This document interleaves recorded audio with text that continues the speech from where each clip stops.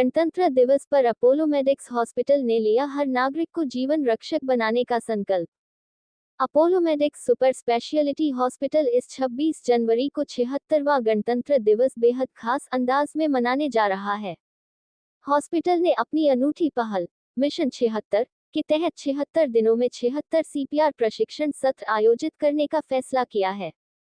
इस अभियान की शुरुआत अपोलो मेडिक्स कॉन्फ्रेंस में उपस्थित राजधानी के मीडिया कर्मियों के लिए सीपीआर कार्डियोपल्मोनरी रिससिटेशन प्रशिक्षण कार्यक्रम के साथ की गई, जिसमें बड़ी संख्या में पत्रकारों ने उत्साहपूर्वक भाग लिया।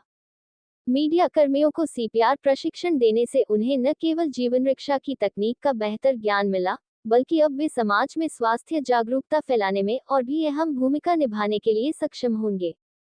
इस अभियान की शुरुआत अस्पताल के निदेशक medical services doctor Ajay Kumar के नेतृत्व में हुई। ये प्रशिक्षण आगामी दिनों में शहर के विभिन्न संस्थानों में आयोजित होने वाली कार्यशालाओं की एक कड़ी है। ये सत्र लोगों को आपातकालीन स्थितियों में जान बचाने के लिए तैयार करने की हॉस्पिटल की एक सामाजिक पहल है। सीपीआर कार्डियोपल्मोनरी रिससिटेशन की अहमियत गोल्डन आवर के दौरान सबसे अधिक होती है। जब किसी को हार्ट अटैक या कार्डियक अरेस्ट होता है, तो शुरुआती कुछ मिनट बेहद कीमती होते हैं। इसे ही गोल्डन आवर कहा जाता है। इस दौरान यदि सही तरीके से सीपीआर दिया जाए, तो उस व्यक्ति की जान बचाई जा सकती है। अपोलो मेडिक्स का ये कदम सिर्फ एक अभियान नहीं, बल्कि हर व्यक्ति को आपातकालीन स्थितियों के लिए सक्षम बनाने का एक प्रयास है। अपोलो के द्वारा किस तरीके का जो है अभियान चलाया जा रहा है कार्डियोलॉजी को लेकर?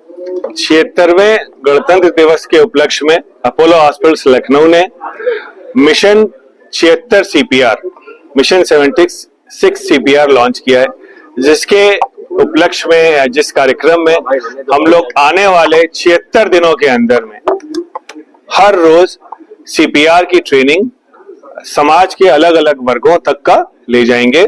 इसमें school, colleges, various corporates, residents welfare associations, हर क्षेत्र में इस ट्रेनिंग को हम लोग उनके द्वार तक ले जाएंगे, जिसकी शुरुआत हमने आज प्रेस बंधुओं के साथ में करी। इसकी पहचान किस तरीके से की जा सकती है और इसके बचाव के लिए क्या उपाय त्वरित किए जा सकते हैं?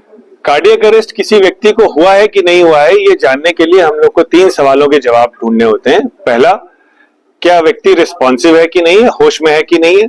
दूसरा, उसकी सांस चल रही है कि नहीं। और तीसरा, उसकी पल्स चल रही है कि नहीं।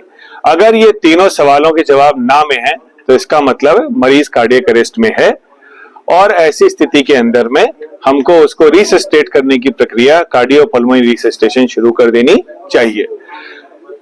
Cardiac arrest 80% cardiac arrest, out of hospital cardiac arrest घरों में होते हैं। अतः ये बहुत इंपॉर्टेंट है, क्योंकि ये घर, वहां पे फर्स्ट रिस्पॉन्डर्स कोई मेडिकल हेल्प नहीं होती। फर्स्ट रिस्पॉन्डर्स जो होते हैं वो आम आदमी होता है, हमारे घर के सदस्य होते हैं।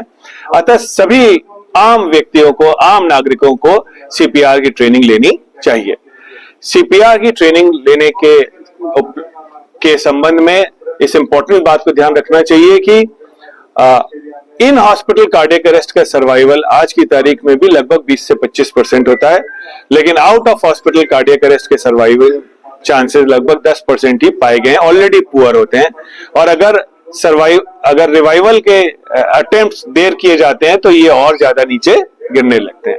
अतः जैसे ही कार्डियक अरेस्ट आइडेंटिफाई हो, तुरंत से सीपीआर शुरू कर देना चाहिए।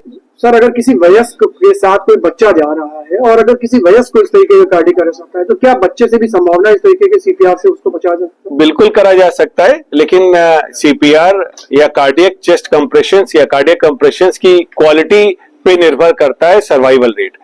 बच्चे के अंदर में जाहिर सी बात है उतनी ताकत नहीं होती है, आप लोगों ने देखा भी कि एक मेहनत का काम होता है, तो लेकिन फिर भी करना जरूर चाहिए।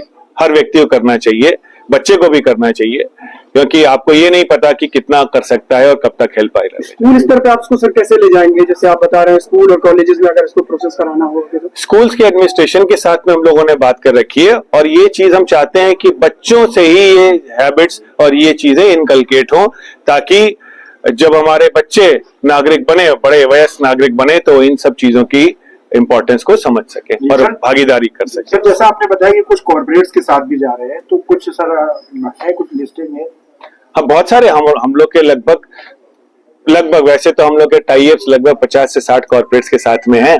हम लोग सभी के पास में इस चीज को उनके द्वार तक ले जाना चाहते हैं। हम किसी को यहाँ नहीं बुलाएंगे ताकि मैक्सिमम पार्टिसिपेशन हो सके। सर, पुलिस जैसी कुछ संस्थाएं हैं जो लगातार नागरिकों के टच में रहती है, तो क्या उनको भी ट्रेन करने का कोई प्रोग्राम? हम लोग ऑलरेडी पुलिस के साथ में इसी ऑडिटोरियम में, इसी सभागार में लगभग 100 से 150 लोगों के साथ में ऐसे ही प्रोग्राम ऑलरेडी कर चुके हैं और इसको आगे भी उनके साथ में करते रहेंगे, क्योंकि अक्सर रोड्स पे और ये हम लोग ने स्पेशली ट्रैफिक पुलिस के पर्सनल्स के ऑफिसर्स के साथ में किया था, क्योंकि वही लोग फर्स्ट रिस्पॉन्डर्स होते हैं अक्सर एक्सीडेंट वाली स्थितियों में।